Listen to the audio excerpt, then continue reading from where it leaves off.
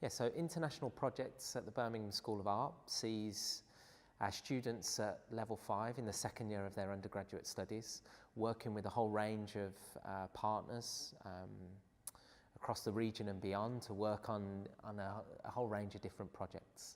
Although they come with a sort of set context and a ready-made situation, it's really important and something that we're really working with the students to understand that they are making their work in response to that situation. So the projects become a catalyst for that production. Well, the most obvious one is the School of Art Archives, and our students are working with Bridget O'Gorman, who's the Wheatley Fellow for 2016-17. So each year the school invites a practicing artist to be its Wheatley Fellow. This year we're very lucky to have Bridget, and she's interested in some of the historical material that's contained in the School of Art Archives. So a group of students are working with her to find information or material that they are also interested in and that can become the catalyst for new work that they produce. The other projects that are taking place at the school are Ruskin Ceramics, which is with an artist called Mark Essen, who is an ex-graduate of the School of Art a few years ago now. He's setting up a new ceramic studio in Birmingham that will be called Ruskin Ceramics. It's named after the Ruskin pottery that was set up by the first head of the Birmingham School of Art. Again, our students are working with Mark to sort of learn about his practice, but also think more broadly about ceramics and what they might make in response to that.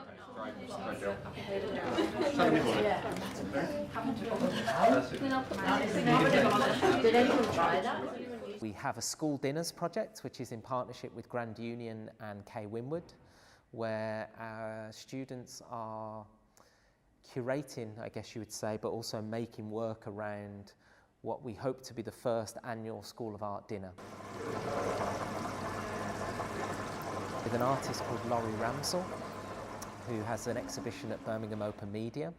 And Laurie's making living material, bacteria, with the students, again, which they're going to kind of make work around. And Laurie's interested in ideas of what it means to be human.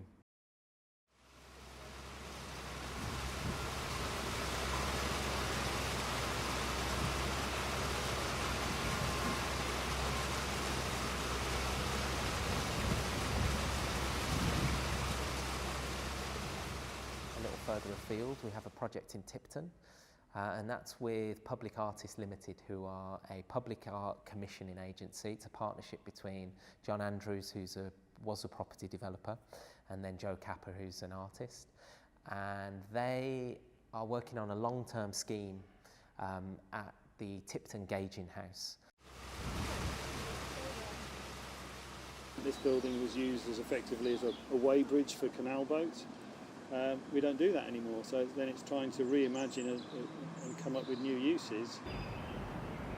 Students bring excitement and I think in terms of the way that they, and a naivety which is really healthy, I think, and sometimes when you're working on a project and you get bogged down in sort of making those plans and progress and sort of trying to make it happen, somebody coming and asking a sideways question that sort of knocks you off your feet a little is really healthy.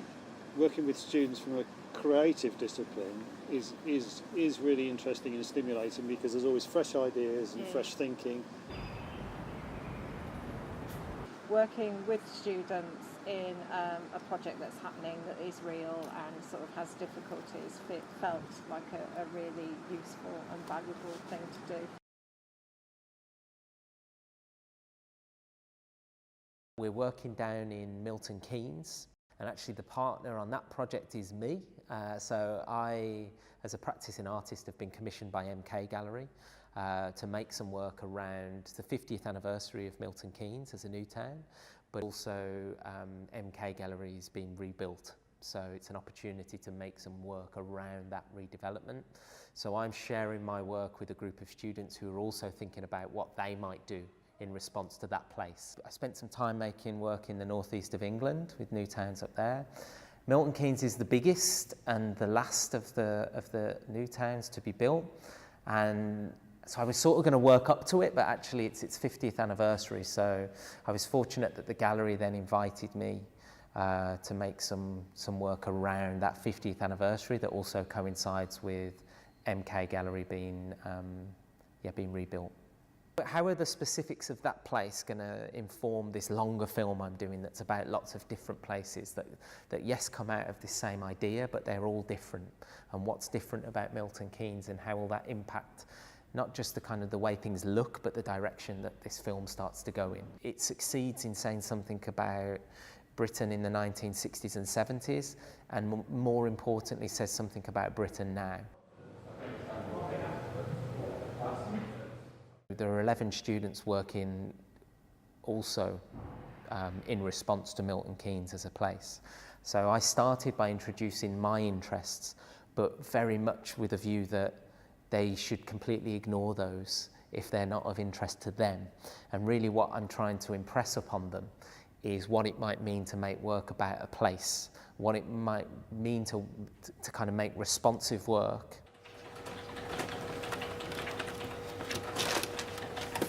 So I'm often working with archives and collections to find information, and it's always something that I wasn't looking for that becomes the most interesting thing.